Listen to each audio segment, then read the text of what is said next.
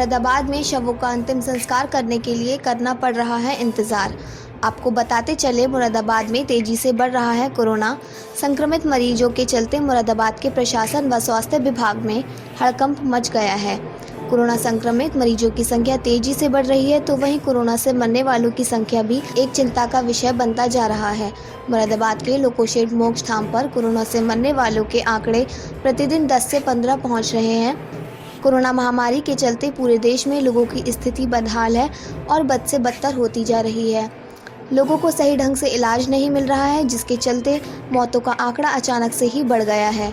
मुरादाबाद में भी कोरोना संक्रमण से मरने वाले मरीजों की संख्या बढ़ गई है।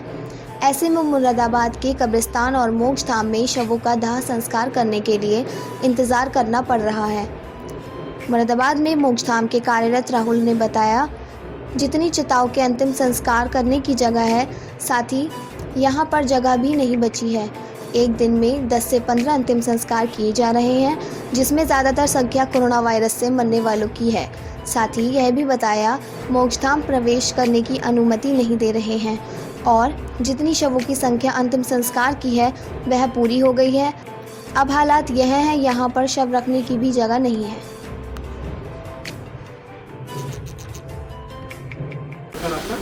मेरा राहुल बंगा जी, ये बताइए, यहाँ मुरादाबाद के मोक्ष धाम पर जी कितनी लगभग बॉडियाँ रोज आ रही हैं और कितना?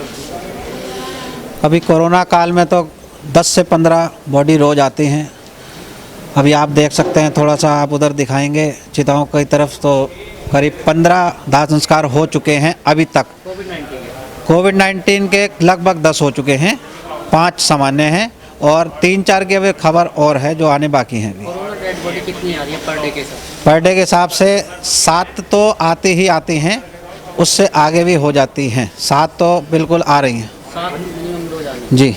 अंतिम संस्कार के लिए क्या क्या आप सावधानी करते हैं, क्या क्या लोग लोगों को समझाने के लिए मैंने कई वीडियो बना के भी डाली हैं, समाज को प्रेरित करने के लिए कि जो दशा आजकल हो रही है, संक्रमण से जो मृत्यु होती हैं कोरोना से, उसके परिवारजन दुखी होते हैं। व्यवस्थाएं तो बहुत कम हैं ऐसी स्थिति में, तो उनको जुटाने के लिए भी परिवारजनों को दिक्कत आती हैं। तो हम लोग जो हमसे परिवारजन संपर्क करते हैं, हम तो अपने स्तर पर सारी सुविधाएं उनको देते हैं, सामान देते हैं, लकड़ी देते हैं, अपने स्तर से दाह संस्कार पूजा पाठ के जरिए संस्कार पूरे कराते हैं।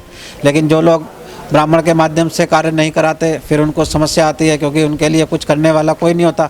हम लोग अपने स्तर से लेबर भी देते हैं उठाने के लिए शरीर को, और सारी जिम्मेदारी हम लेते हैं कि परिवार को दुखी होने की आवश्यकता नहीं है। ऐसी स्थिति में हम जैसे सेवादार समाज के लिए सदैव उपस्थित हैं। अगर सामाजिक स्थिति खराब होती जा रही है मुरादाबाद, जी, क्या अपील करेंगे? मैं यही अपील करूँगा कि ये आपने पिछली बार भी कोरोना का काल देखा था, उसमें भी यही बताया गया था कि घर में रहें, सुरक्षित रहें, सामाजिक दूरी बनाए रखें, साफ रहें, इधर उधर की किसी भी चीज़ को ना छुएं, अपना ध्यान रखें, अपने परिवारजनों का ध्यान रखें, बच्चों का, माता पिता का ध्यान रखें।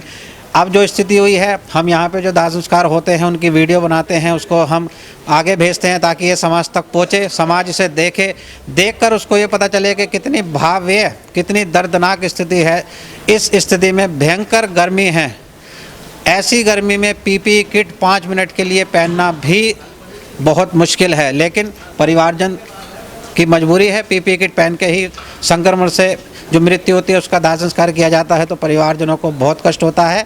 ये कष्ट किसी को सहन ना करना पड़े, इसीलिए केवल एक ही उपाय है, आप अपना ध्यान रखें, घर में रहें, सुरक्षित रहें, सामाजिक दूरी बनाए रखें, सैनिटाइज़र का प्रयोग करें, अपनी ह्यूमिनिटी का प्रयोग करें, उसका आप साधन जुटाएं। जो भी आप ले सकते हैं खाने पीने की वस्तुएं, आप उसको भी देखें कि आप क्या खा रहे हैं, उससे आपको क्या लाभ होगा। बस यही बातें आपको इस संक्रमण से बचा सकती हैं। अभी तक कोई दवाई नहीं आई है। सुना मैंने यह भी है कि वैक्सीन लग गई है, लेकिन वैक्सीन लगने के बाद भी कोरोना के कारण मृत्यु हो गई हैं। तो वैक्सीन लगना एक अलग बात है, लेकिन आप अपना ध्यान रखें, ये आपके हाथ में है।